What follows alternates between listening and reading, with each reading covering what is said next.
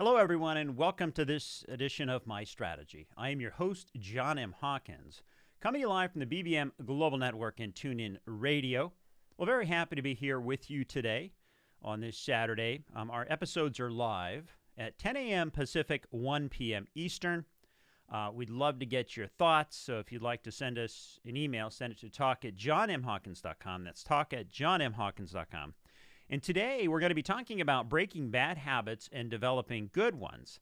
We're going to talk about good and bad habits. We're going to discuss the habits you might want to consider quitting if you are in them. Also, I'm going to give you some reasons why we can't stop some of these habits, give you some science behind it, discuss why changing habits is hard, and hopefully help you develop a strategy so that you too can break those bad habits and develop the good ones that you'd like to develop. Well, again, very happy to be here with you today. Saturday is a great day of the week, for me at least, to reflect on my strategy, and I hope that you have your own day of the week. If not, why not choose Saturday? But keep in mind, any time is a great time to assess your strategy. The My Strategy show continues to grow. We're available on iHeart, iTunes, Player FM, YouTube, SoundCloud, Spreaker, and many other digital platforms. So if you'd like to listen to this episode in a podcast form or go back and listen to any of the other 71 episodes, please feel free to do that. You can find me on most social media platforms. My Twitter handle is @HawkinsJohn. That's @HawkinsJohn, and my website is johnmhawkins.com. And just like anything in life, we need to have a strategy and a plan to help us reach our goals, because the best laid plans don't always work. Now, this week I'm looking for stories on habits that you have been developing, or perhaps habits you're trying to quit. This all ties into what we're doing with our stay-at-home orders. And I know that now that your routine's changed, you may be developing some new habits. So let's start thinking about what are some of those habits and how can we go about helping you out develop new ones or better ones and replace those old ones. If you'd like to be on the show, send an email to johnmhawkins.com. That's talk@johnmhawkins.com, and we'll see what we can do for you. All right, so today we're talking about breaking bad habits and developing good ones. We're going to be talking about habits you should quit right now. These are some of the typical ones you might find out there, like stress eating, smoking, excessive drinking, eating too much junk food. We got a lot to talk about there. We're going to talk a little bit about why we can't stop our bad habits, even if we know they're bad for us. Maybe everybody's doing it. There's potentially risky interpretations as to why we should or shouldn't stop. So we're going to talk a little bit about that.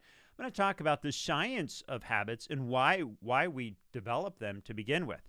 Some routines, some daily habits, stimulus foods, etc.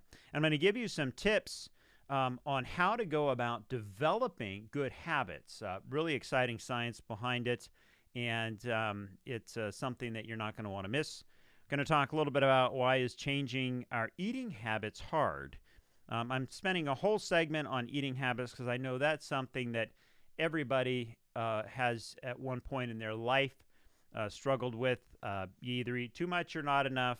It's always hard to strike the balance. At least that's what I've found. So we're going to talk a little bit about that. And then we're going to talk about how to develop your good habit strategy. We're going to help you focus on your routine, start small, reward yourself, track your progress. And there's there's a lot of people are doing a lot of good work out there to try and put together some plans to help you track your progress towards this. All right, so let's jump into this. I've got an article here on Lifehack. It is 13 Bad Habits You Need to Quit Right Away. It's by Celestine Chua. She's the founder of Personal Excellence, where she shares her advice on how to boost productivity. She says part of creating your productivity routine involves removing activities that drain you, what she calls kryptonites, and this includes your bad habits. Like it or not, bad habits are bad for you, mentally, physically, emotionally, and even socially in some cases. While some bad habits are harder to quit than others, it doesn't change the fact that you need to get rid of them. So she gives us 13 bad habits that we might want to quit right away. Now, I don't know how scientific her research was, where she got her data with regard to these. She doesn't really say, but these are 13 things to think about And, well, they may or may not relate to us. It just is a good way to start off the conversation for this week on some of those little bad habits that we might be doing. Number one, she says, is stress eating. She would eat whenever she felt unhappy, stressed, disappointed, anxious, or even happy. And she says her eating has nothing to do with being hungry, everything to do with food filling emotional voids. And in fact, later in the show, we're going to talk about how this social distancing and lack of talking and communicating actually is leading to people eating more. And they're eating more, and I don't have all the specifics to give you right now, and we'll do it later in the show. But basically, it has to do with the fact that when you eat and chew, you talk, and similar to what you do when you have a conversation with someone. So when you eat, it can cause a lot of the similar emotions to having that conversation with a friend, conversation with parents, conversation with whomever. So what they're saying is that if you are not in a situation where you are able to have those close communications and contacts, you might be eating more to compensate and get those same good feelings you did had you been in a normal conversation. Nothing scientific here behind it, but I do have that to cover a little bit later in the show. She says number two is nail biting. Not only is nail biting unhygienic, it's also socially repelling. It leads to dental problems like malocclusion of the anterior teeth, potential stomach problems, etc. She also thinks that hanging out with naysayers, people who play the devil advocate to every idea you have and every goal you want to pursue, they're a bad habit. Smoking, this is an obvious one. Smoking is one of the leading causes of preventable death. According to the CDC, she says in the United States alone, about 500,000 deaths are attributed to smoking-related disease annually. Excessive drinking. All of us know that drinking too much alcohol is bad for us.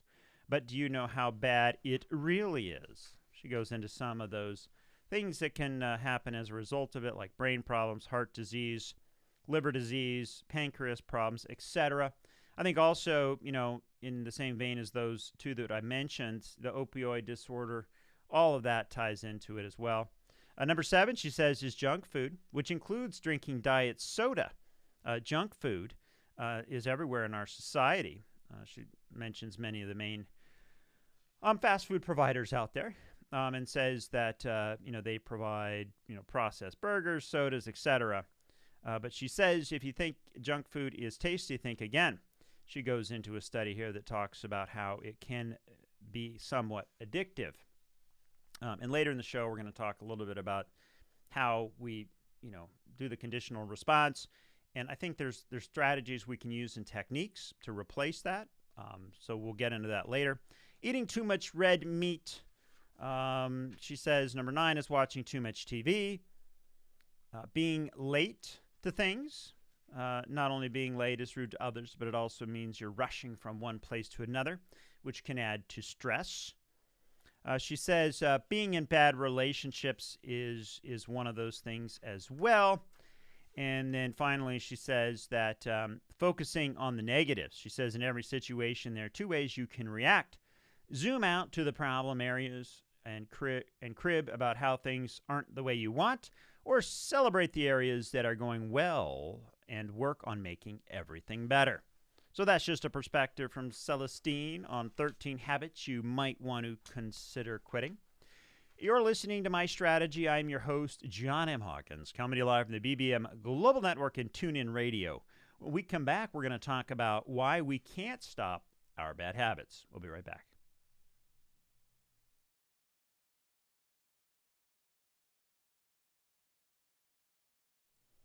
Hello and welcome back, everyone. I'm your host, John M. Hawkins, coming to you live from the BBM Global Network and TuneIn Radio. The show is called My Strategy. I'm very happy to be here with you today and glad you could join us. I hope everybody's safe out there during this pandemic. Would love to get your thoughts. Send an email to talk@johnmhawkins.com. That's talk@johnmhawkins.com if you have anything you want to talk about. Today we're talking about breaking good habits and developing good ones. Right before the break, we were talking about some habits that you probably should quit right away. These were 13 different habits that Celestine She wrote an article about it, and we went through those things like excessive drinking, junk food, hanging out with naysayers or negative people, nail biting, stress eating, and other things. In this segment, I want to talk a little bit about why we can't stop our bad habits. Why can't we stop our bad habits, even though we know there's things out there that will hurt us? There's things we still do. Why do we do it? I've got an article here by Live Science, and Gianna Briner is the author. And she wrote this article, Why Can't We Stop? I look at the article. It's got some, the first picture is a montage of bad things. She's got smoking, pills, lots of other drinking and other things that are all happening, and all that sort of thing. She says it might seem a total wonder that a smoker won't quit after hearing that puffing away is the leading cause of death, or that an obese person can't shy away after learning that lethal ailment looms for the overweight. She says, but scientists have come up with a host of reasons why humans stick to bad habits and why they're zeroing in on it and what to do about it. She says there was a study done, and this is a bit dated study, but I found it interesting. She said done by the U.S. Centers for Disease Control and Prevention. She found that avoidable behaviors like cigarette use, poor diet, lack of exercise were underlying causes for half the deaths out there. And so this study by the scientists at the U.S. Center for Disease Control and Prevention, otherwise known as the CDC, found that avoidable behaviors like cigarette use, poor diet, lack of exercise were underlying cause of half of the deaths in the United States. Again, this is a bit of a dated study, but it does have some good information on it. So what are some of these reasons? She says is it the innate human defiance, need for social acceptance, inability to truly understand the nature of the risk, individualistic view of the world, and ability to rationalize unhealthy habits, or perhaps a genetic predisposition to the addiction? She says here, you'd think people were once on a one-track mission to self-destruct rather than desiring immortality. We have found that people aren't changing their behaviors, said Cindy Jardine of the University of Alberta, because it's not because they haven't gotten information that it's bad for them and that these are big risks, she added. We tend to sort of live for now and into the limited future, but not the long term. Killer knowledge. In a recent study, a group led by Jardine surveyed 1,200 people in Alberta, Canada, and they did it 10 years later. And what they perceived to be risky behaviors, many of the participants ranked the lifestyle behaviors such as smoking, drinking, sun tanning, as more dangerous than ozone depletion and chemical pollution. In a related study that they wrapped up, the scientists asked the group of these Indigenous Canadians why they ranked the behaviors dangerous or not. For instance, they asked about drinking and driving, and most participants mentioned that you could hurt yourself or somebody else. If people knew cigarettes can kill them, drinking or driving could be lethal. Logic suggests they might quit. Yet even with this knowledge, Jardine said, people continue to undertake these lifestyles and risks.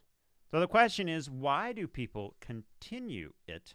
We got a couple different theories here. We're going to go through one here, and then also in a couple of segments, we're going to go through something actually next segment, I believe it is. We're going to talk about what this conditioned response is and how all this ties together. So the thing here is she's saying is everybody's doing it. Jardine suggests several reasons for contrary findings. For one, when a behavior is socially acceptable or even considered desirable, people tend to reconcile the fact that it's bad for them with the idea that everybody's doing it, she said. So why wouldn't they do it? She says, I know this is bad for me, but in circles, this makes me more accepted. It says, I know this is bad for me, but in social circles, it makes me more accepted. Jardine said of the common reasoning, it ends up being something people rationalize in one way or another, and it's often easier to rationalize in favor of trying to fit into your social group. This kind of ties into the peer pressure theory and why people do it. She says addiction could be in your genes. One or more way of making it seem okay to smoke like a chimney or eat like a pig is with individual experiences support your actions. For example, you could say, it hasn't hurt me. My grandmother smoked all her life and she lived up to be 90. Jardine found that stress moving past cigarette smoking as the most dangerous habit. She says most of us wear stress badges of honor these days, Jardine said. So rather than thinking about the stress causing physical damage to your health, it might hurt your family relationships. People often boast of their stress as a success. Risky interpretations. Typically, the likelihood of contracting a disease or dying from a substance or activity is reported numerically as a percentage of the ratio. This is Ellen Peters of the University of Oregon has found that people who are better at processing numbers look at the same information differently than people who are not number-minded, who tend to rely more on fear than actual hard evidence. Being afraid of cancer could drive their decisions on whether or not they smoke, or the importance of treatment for particular cancers. It comes down to emotions. Well, that's interesting. People who are data-centric are different than those who look at it from an emotional perspective. And a lot of this might sound like common sense, but it's interesting nonetheless. She also says there's no bad behavior vaccine. Social and physical environments play a large role in fueling poor habits. For example, if you perceive that all your friends are staying up at night, baking in the sun, and every day taking a beach trip or multiple smoke breaks, this will affect whether you participate. So the same could be true for those couch potatoes who are glued to TV, internet, mobile devices.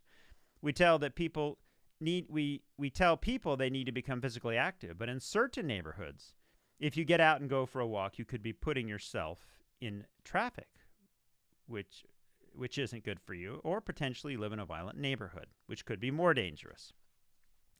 You're listening to My Strategy. I'm your host, John M. Hawkins, coming to you live from the BBM Global Network and TuneIn Radio. When we come back, we're going to talk about the science of habits and the conditional response. You're not going to want to miss it. We'll be right back.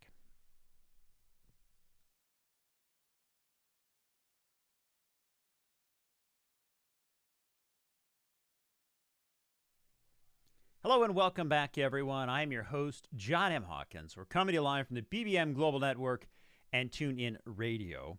We're very happy to be here with you today. My Strategy radio shows are live on Saturdays at 10 a.m. Pacific, 1 p.m. Eastern.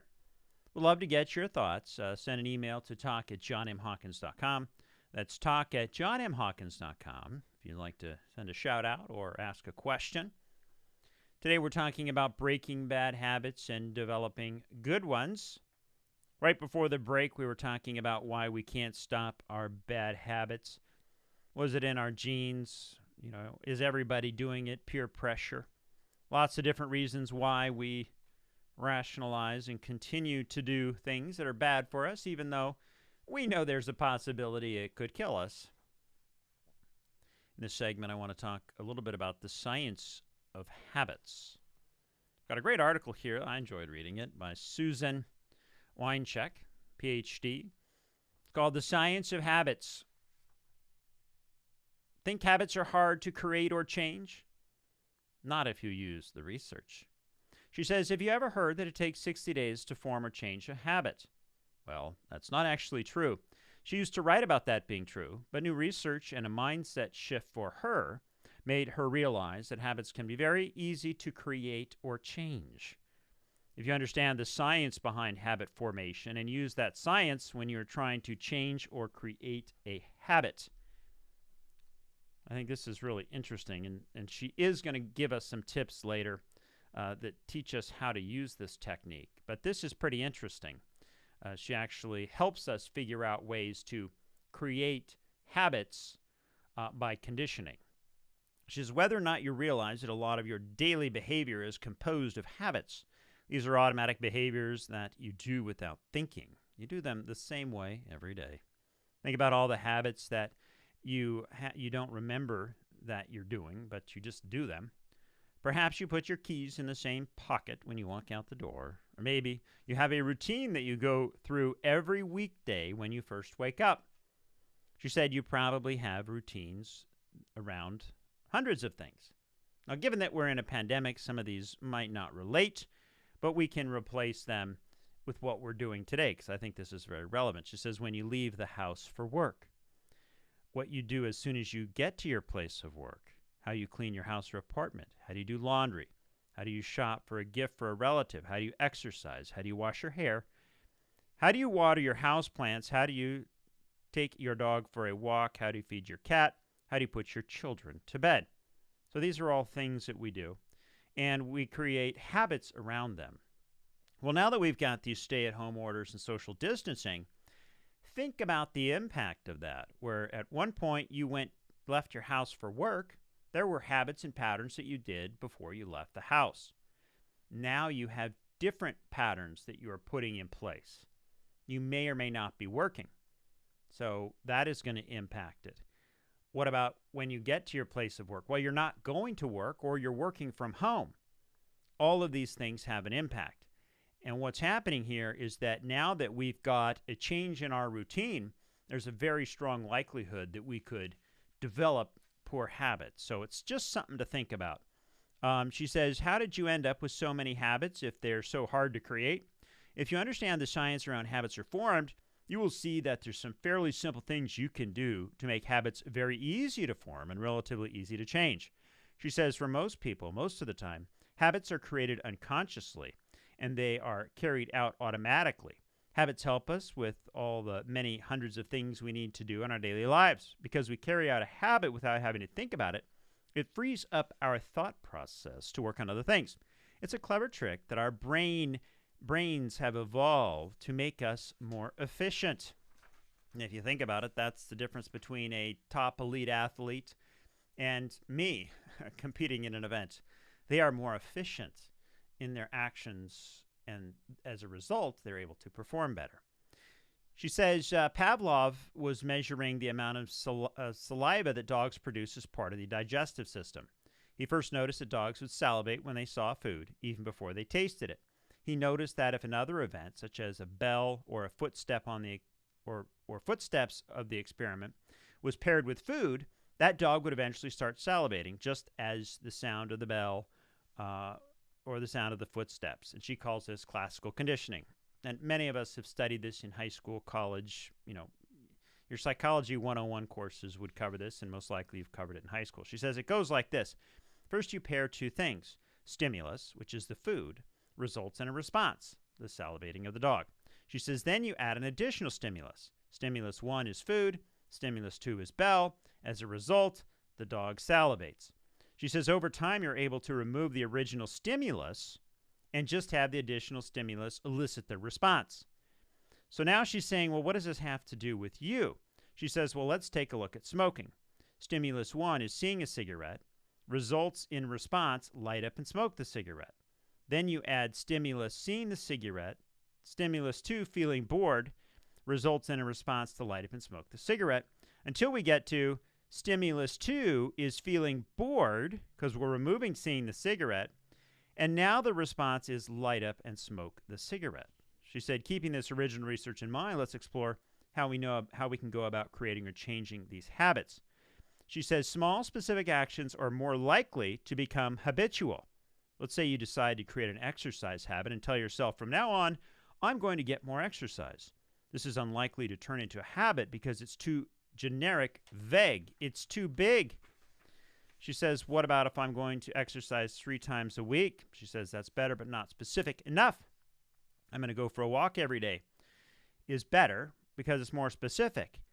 She says, or even when I get home from work, the first thing I'm going to do is change into my walking shoes and clothes and take a 30-minute walk.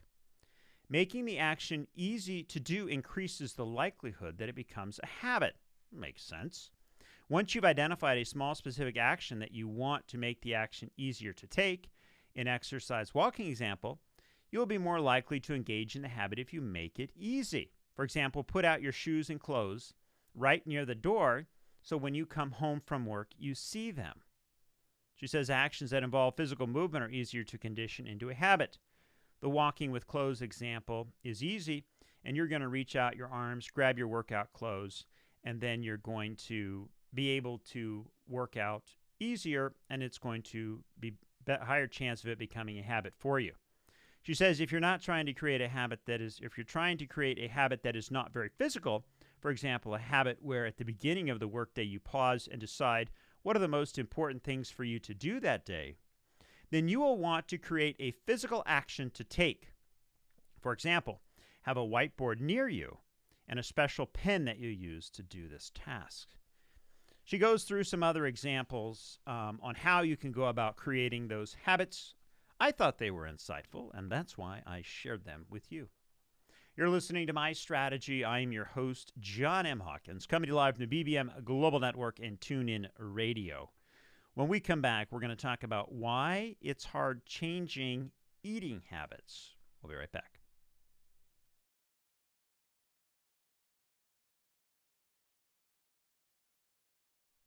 Hello and welcome back, everyone. I'm your host, John M. Hawkins, coming to you live from the BBM Global Network and TuneIn Radio. The show is called My Strategy. Well, happy to be here and glad you're able to join us. My Strategy episodes are live and on Saturdays, 10 a.m. Pacific, 1 p.m. Eastern. Love to get your thoughts. So you can send an email to talk@johnmhawkins.com. That's talk@johnmhawkins.com. Today we're talking about breaking bad habits and developing good ones. This episode I'm talking about good and bad habits, discussing the habits you probably should quit now, give you reasons why we can't stop some of these bad habits, the science behind habits, why changing habits is hard. We're going to help you develop a strategy. Right before the break, we were going through the science of habits, and I thought that was a really good segment. I learned a lot. I learn a lot every week on this show, and I hope you were able to as well. In this segment, I want to specifically focus on eating habits and why changing eating habits is hard, because I think that, while many of us have different habits, some smoke, some don't. Some drink, some don't.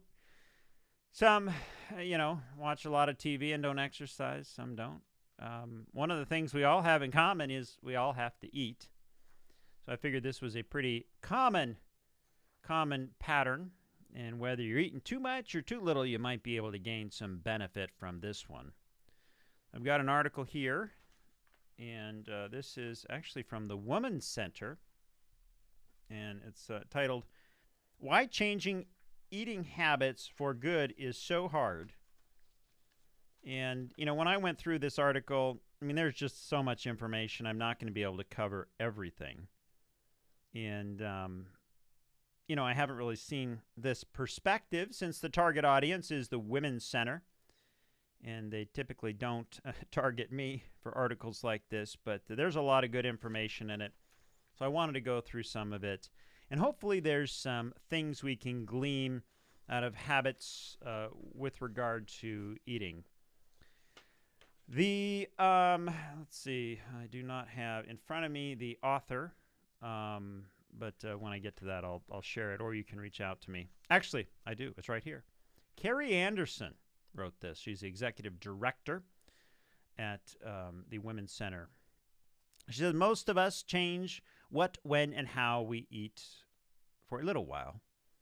But once our newfound willpower runs out, we fall right back into old habits every single time. Why is breaking up with a destructive eating behavior so hard to do? It's complicated and primal and has everything to do with your brain trying to help you survive. Yes, even the eating changes you're trying to make will make you, even though they're trying to make you healthier. Deep within our brain lies a basic quest for survival, located in the reptilian brain. Food is our key to survival and represents safety. So if someone, even you, starts messing around with your food, all bets are off. That's because any threat to you and your safety, whether real or perceived, evokes fear. She said this is especially true for those with a history of food insecurity caused by poverty, eating disorders, or chronic dieting. Adoptive parents of children from countries with food scarcity often report food hoarding behaviors among their children, even though there is now plenty of food. Staffers at one eating disorder treatment center she read about once found an entire cut of roast beef frozen underneath the patient's bed. Apparently, this patient had gone into the walk-in freezer when no one was looking, grabbed the roast beef, and hid it under her bed. Chronic dieting can cause a sense of food insecurities, too. If you grew up with a parent or caregiver who tried to control your food, or if you have willingly participated in continuous dieting behavior, you'll naturally experience some degree of threat when you begin to change your eating habits. And how many of us have done this? I would assume most of us have. Maybe not all, but most. Food has a strong emotional pull. Part of our habits with food have been built within the reward pathways of our mammalian brain, not just the reward of pleasure, but those representing connection, bond, and even love. Food is just food. It can mean so much more. I think she meant to say food is not just food. According to Porges' polyvagal theory, a behavioral hypothesis that is gaining recognition with relationships and social engagement with others, is the primary way that mammals have developed to calm themselves. This natural regulation is accomplished through neurological processes. When relationships go missing, food serves as a similar function. So think about this now that we're social distancing and you're by yourself and you're not in social areas. This, to me, made a lot of sense. She says, through sensory experiences and the movement of facial muscles, eating neurologically mimics social interaction, providing a feeling of safety and calm. So when someone says food is my friend, my lover, they aren't far off the mark. They're usually eating to regulate their nervous system. To me, this was pretty fascinating. I know that, from my own personal experience, now that my kids are home and not in school, they are tending to go to the fridge more often, and this might be one of those reasons why they're doing it. They're not getting that those relationships that they did when they were at school. They need them to help calm the nervous system, and as a result of that, food is the likely substitute. She says, as humans, we have a higher brain, the human brain or cortex, with the ability to plan, reason, and see things through to the end. Most of our diet plans or goals for changing our eating behaviors takes place at times when we're calm, possibly when we have hand in a bag of chips. Unfortunately, when we're stressed and tired, we lose our rational brain, and our quest for safety automatically defaults to our reptilian or mammal brain. She says, don't lose hope. You can change your brain. And there are effective methods for healing food insecurities, habitual food reward pathways, and isolation and food as a connection cycle. Now, this to me was just pretty fascinating because as we're seeing this social distancing, as we're seeing this cut off from people, there is going to be some sort of an implication. There is going to be some sort of a unintended consequence, whether it's a positive or negative one. We're not sure. Most likely it'll be a combination of both. But I just thought it was very interesting to see how there potentially is a relationship with our nervous system regulating us. This ties into the conditional effect. And as a result, this social isolation is going to impact us and help us to create bad habits. And these bad habits are things that we want to be cognizant of, because in this show, we're all about personal development and trying to put together personal strategies and plans to avoid that. She goes on to say that, many of us want to be good. More than ever, eating has become such a moral behavior. How many times have you heard the phrase sinful indulgence about a food? She says, since when is chocolate a moral issue? She's got a good point there.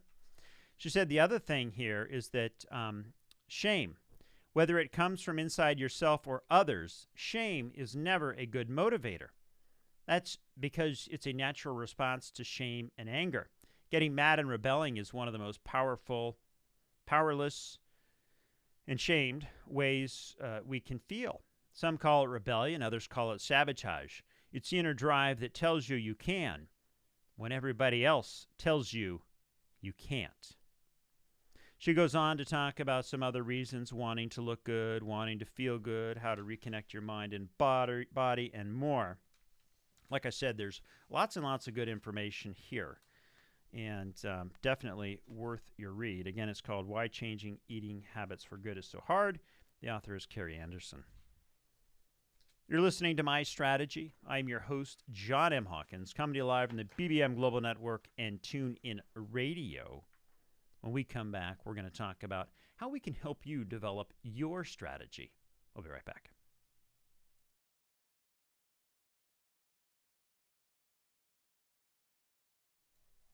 Hello and welcome back, everyone. I'm your host, John M. Hawkins, coming to you live from the BBM Global Network and TuneIn Radio. Show is called My Strategy. We're live and on Saturdays at 10 a.m. Pacific, 1 p.m. Eastern. Really glad you could join us. If you have any thoughts, tips, or tricks, send an email to talk@johnmhawkins.com. That's talk@johnmhawkins.com. This week we're talking about breaking bad habits and developing good ones. And, I think this is ever more relevant now with the work from home. And as a result of that, we're changing our days. And it's very easy for us to, now that we're not doing our typical routine, introduce some bad habits. And so that's one of the reasons why we're talking about this topic this week. Right before the break, we were talking about why changing is hard with regard to your eating habits. In this segment, I want to talk about developing your good habit strategy. Well, for those friends of the show, you know that every week we talk about a 5-step plan that I use to develop a strategy. Starts off with awareness is number one. What's our vision? What's our goals? What are we trying to achieve? Assess and analyze the situation. Some analysis, some assessment, gathering data can help us solve a problem. What is it that we need to be focusing on? Is this something we want to focus on? Stack ranking of it, prioritization, things of that nature. We then do number 3, which is strategize and plan. Once we've got our goals and list of actions, we can start determining what we can use to help accomplish that goal. We then implement our plan by slowly introducing these actions throughout our day. And then finally, support and evaluate. So that's our typical plan of what we do here in a personal development perspective. But I do want to talk a little bit about some other perspectives, because while I gave you these 5 steps, there might be something we can learn from listening to somebody else. So I've got an article here called 6 Unexpected Ways to Create Good Habits. It ties into our program plan. And their Twitter handle is CMAREOJ. CMAREOJ. And this is an article that was written. Unfortunately, I don't have the author's first and last name, but you can find them through their Twitter handle. It says here, the fastest way to achieve your dreams is to commit to them. Once you've committed to something, nothing else will stand in your way, unless you have bad habits. Yet, if the commitment is strong enough, you'll need to break those habits. Nothing drives personal performance like good habits. We all know that high performers have great habits. But how do we develop and keep them? Your habits are yours. Your inner peace and joy often come from the habits that you do have. You control your habits. Success and joy comes from focusing on what you control. Whether you focus on situations or people outside of your control, you can lose even more control and enter a state of deception and despair. Good habits create a positive mindset. When you focus on behaviors that you can control, you can develop plans and take action. The hope of being able to solve a problem is often enough to change your mood, which in turn changes the outcome. The author goes on to talk about how we can develop those good habits, and some of these parallel to what we do with our developing of strategy. But we're going to go through these because I think it's going to give us some additional insight into our problem-solving strategy. Number 1, they say develop clarity. You have to know who you are, what you value, what your strengths and weaknesses are, and where you want to go. This kind of knowledge makes you feel better about yourself and life. Number 2, Start small. Aristotle once wrote, "We are what we repeatedly do." Excellence, then, is not an act, but a habit. Number 3, focus on your routine. Any goal is possible. Just commit to it. Pencil it in. As the best-selling author Charles Duhigg says, the key to victory is creating the right routines. That's insightful. Reward desired behavior. Bad habits get rewarded. If they didn't, you wouldn't have them. Harvey Mackay, the best-selling leadership and sales author, teaches good habits are as addictive as bad habits and a lot more rewarding. That, of course, is easier said than done, but you can do it. Number 5 is journal your progress. And I had another article here that I wanted to go through, and I'm going to mention it now. It's the 121 Plus Habit Tracker. These are ideas for bulleting your journal. I think tracking, journaling your progress is a fantastic way to accomplish goals. So if you have a chance, it's the 121 Plus Habit Tracker Ideas for your Bullet Journal. The author is Rachel, and she really gives some illustrative, fun ways to build your own habit tracker. So consider that. And finally, the 6th tip is to find your support, your super supporter. You need to spend time around the people who will help you keep your habits. Don't take it from the author, but take it from Oprah Winfrey, who once said, "Surround yourself with only people who are going to lift you higher." You're listening to My Strategy. I am your host, John M. Hawkins, coming to you live from the BBM Global Network and TuneIn Radio. When we come back, we're going to talk about putting your strategy in place. We'll be right back.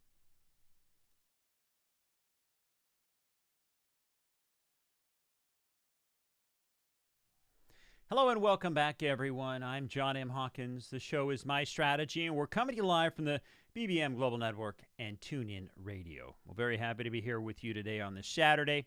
My Strategy episodes are live and on Saturdays at 10 a.m. Pacific, 1 p.m. Eastern. In case you've missed this broadcast, you can go to iHeartRadio, Apple iTunes, or if you'd like to have something covered in the show, you can send an email to talk@johnmhawkins.com. That's talk@johnmhawkins.com, or give us a call at 1-844-MY-STRATEGY. That's 1-844-MY-STRATEGY. Today we're talking about breaking bad habits and developing good ones. And I think this is particularly important given that many of us now have changed our routines since we've been either ordered to stay home and social distancing is now in place. So as a result of that, I thought it'd be good for us to talk about how we can start to get these good habits in place and not develop bad ones. So today we're talking about good and bad habits. We're discussing the habits you might want to start quitting if you do them, if you're currently doing them. We're giving reasons why we can't stop some of these habits, the science behind habit creation, why changing habits is so hard from a food perspective, and we're helping you to develop a strategy. When we started talking today about habits that we should quit right now, many of these were things that would directly impact our health, things like stress eating, nail biting, hanging out with negative people, smoking, excessive drinking, and junk food. But the thing is that there are reasons why we can't stop habits. We might know that something's going to kill us. We might know that everybody's doing it, but at the same time, we still do them. And it could be because we are wanting to fit in, we are trying to, make our parents happy, or we're addicted to it. And there actually is a science behind all of this. And these daily routines, these habits, these stimulus foods can actually cause an effect and help us keep that bad habit. So it requires that us start with very small, specific actions that we put in place to try and trigger a conditional response so that we develop that new habit. For example, when you come home from work, take your shoes, put them by the door, get dressed in your walking clothes. That's going to tell you, I need to go walking soon. Now, changing habits is very, very hard, especially when it comes time to eating. Willpower gives out, and we do need some help. We talked a lot about getting help around eating issues. And then finally, we talked about how you can develop your good habit strategy, which requires that you be aware of these bad habits, that you identify them and get help to try and figure out which are good habits and which are the bad habits.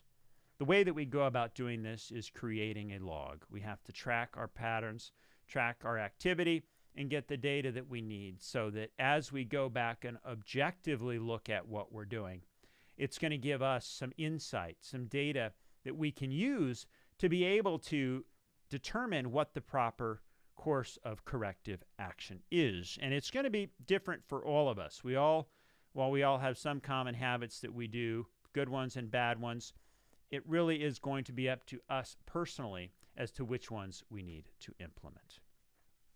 Well, that's all the time we have for this week. Really appreciate you being here. You're listening to My Strategy. I am your host, John M. Hawkins. We'll see you next time.